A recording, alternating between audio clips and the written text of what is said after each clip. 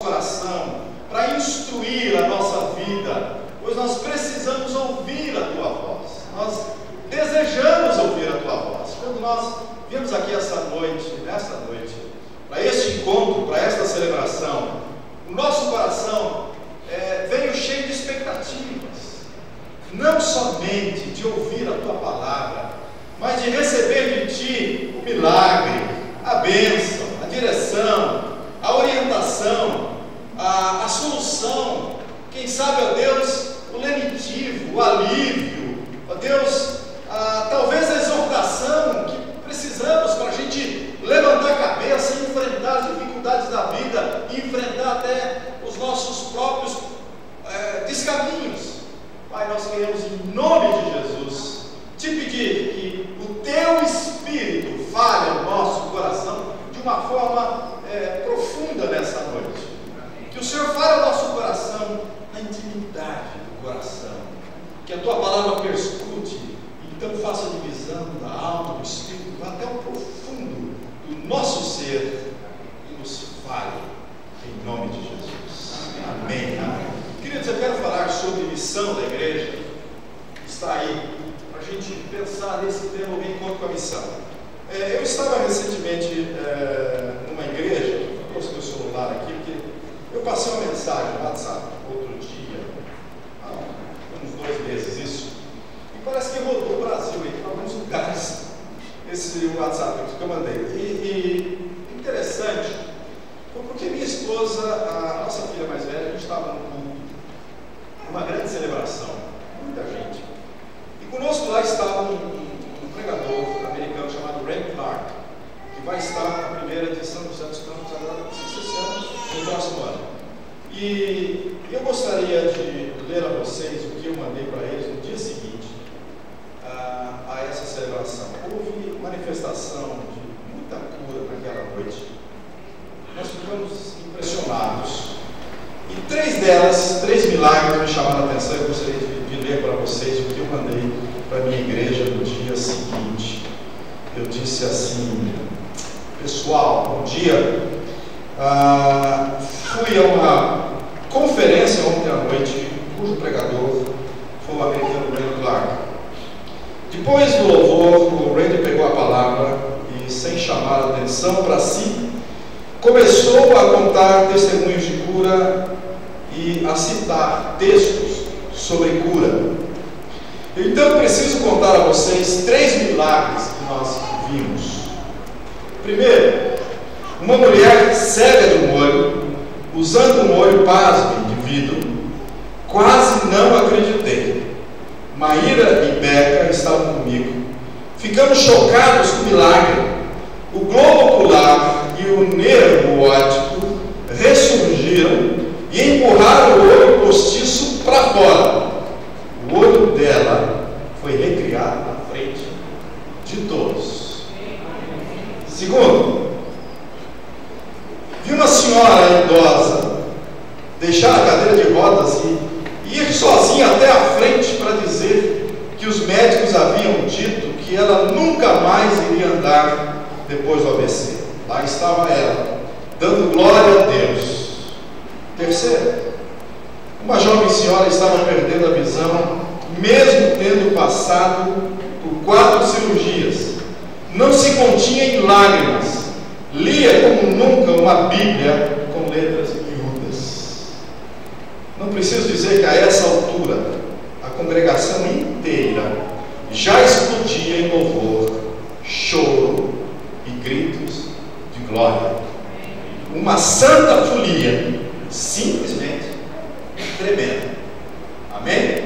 Amém. Uma experiência impressionante e que me faz pensar a respeito da nossa missão da igreja. O que é que nós estamos fazendo aqui? Eu quero utilizar esse pensamento aqui, essa ideia, para falar sobre a igreja. Por favor, pode passar para mim. Isso. Vamos olhar essa cena por trás do pano. Não consigo enxergar tanto lá, mas enfim. Você já leu essa história muitas vezes, diversas vezes, e essa é uma história já, uma época muito antiga,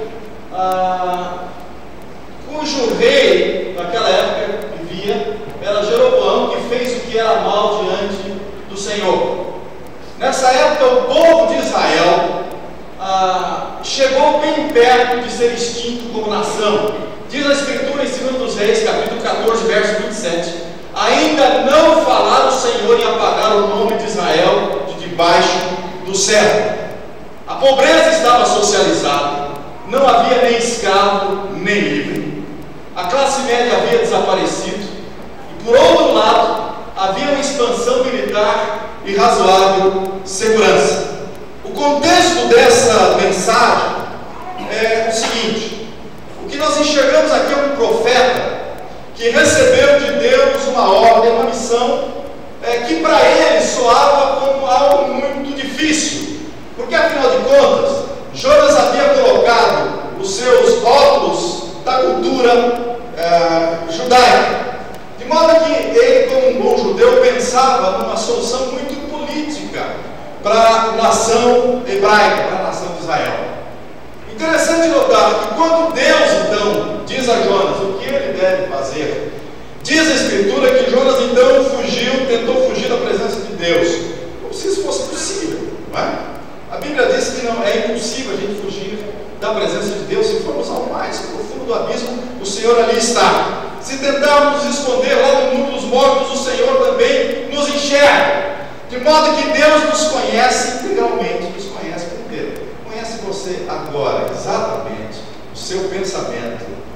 E você não precisa compartilhar com a gente, ok? Relaxa. Mas a verdade é que Deus conhece as nossas vidas completamente. O Jonas recebe esta missão de pregar a palavra a um grupo de pessoas que ele não gostava, que aliás ninguém daquela região gostava muito, os assírios.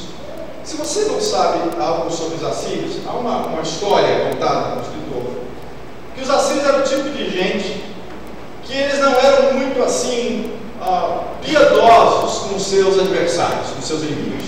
Por exemplo, eles quando entravam numa cidade, saqueavam a cidade, tudo que tinha, eles costumavam matar as pessoas e gostavam muito, tinha esse sadismo de pegar as pessoas e furar-lhes o coração e arrancá-los na frente da família. Uma outra coisa que eles faziam, colocavam as pessoas em fila indiana e levavam para a sua capital, lá para Nínive. E haviam vazado os olhos dessas pessoas. Quando chegavam lá, arrancavam a pele dessas pessoas e faziam disso livros, né? Podiam escrever na pele daquelas pessoas. Vejam que esse é o contexto de Jonas. Quando ele recebe uma mensagem de esperança para a gente desse tipo, soava para ele como algo extremamente difícil, porque ele tinha que enfrentar não o fato de ter que ir até aquelas pessoas, mas enfrentar a graça, o amor, a misericórdia de Deus que então recaía sobre a sua vida e sobre a vida daquelas pessoas. Não é fácil você chegar diante de pessoas ou perdoar ou pedir perdão quando o seu coração se sente extremamente magoado, quando os seus óculos de mágoa são colocados e você não consegue enxergar esperança em meio à desesperança. Essa é a situação de Jonas. Como é que indivíduos e igrejas devem encarar então o desafio da missão? Eu disse para vocês que para mim é novo falar de Jonas falando para a igreja, porque eu quero utilizar exatamente a experiência dele e trazer para nós aqui uma reflexão sobre como é que nós temos caminhado como igreja. Quais os desafios à luz desse texto de Jonas, desse capítulo 1 do livro, de um modo geral, quais os desafios que nós temos como igreja nesse tempo? Vocês estão fazendo 60 anos ano que vem, né? Uau! Coisa linda! Eu tenho boas notícias e más notícias para vocês, né? A boa notícia, vocês querem saber a boa ou a má primeiro? Não, a boa primeiro, porque alivia o coração de vocês e vocês facilitam o pregador.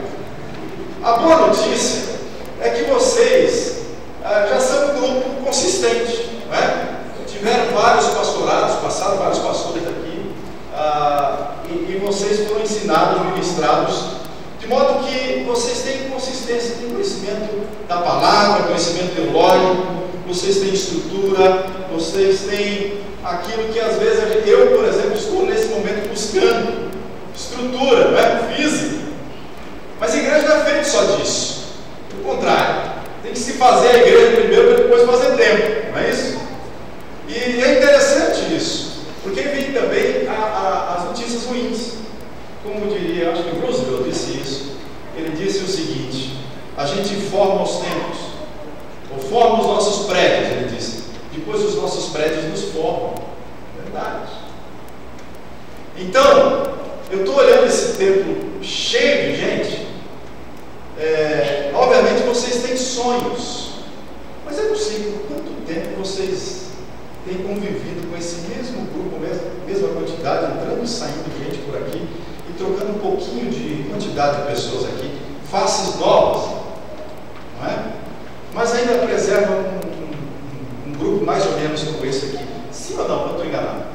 Mais ou menos isso. Nunca passou pela cabeça de vocês que vocês talvez possam dobrar o número de membros, ou aumentar, ou multiplicar? Claro que passou. E o desafio de vocês é isso, sim ou não? Claro, de crescimento. E esse é o desafio. Só que muitas vezes nós nos engessamos em razão das formalidades que nós construímos, dos prédios que nós fazemos. E não só isso, não é? Dos costumes que nós vamos criando como igreja. É verdade? Isso acontece. A gente precisa descobrir a bênção do novo e o novo da bênção. Que Deus faz isso com a gente. Então, o primeiro desafio é de não só entender, mas realizar a missão que nos é dada. Diz o texto: veio a palavra do Senhor a Jonas, filho de Amitai, dizendo: dispõe-te, vai à grande cidade de Nínive, clama contra ela, porque a sua malícia chegou até mim. A igreja, queridos, tem uma missão. A Bíblia diz, Mateus 28, 19: vão e façam discípulos de todas as nações. O que Jonas recebe é uma palavra, uma mensagem, uma missão.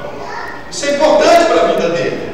É importante para aquelas pessoas também de Nínive.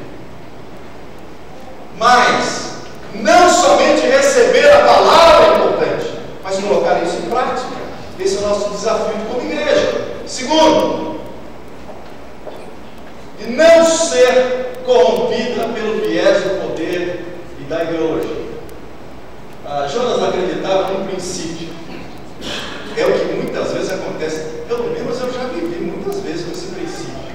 Assim, ó, quem parte, reparte, e não fica com a melhor parte, ou é tolo, ou não tem arte. Por quê?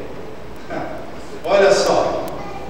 O que Jonas acreditava é que ele tinha algo especial na mão dele. Só que ele pensava só nas coisas boas da missão.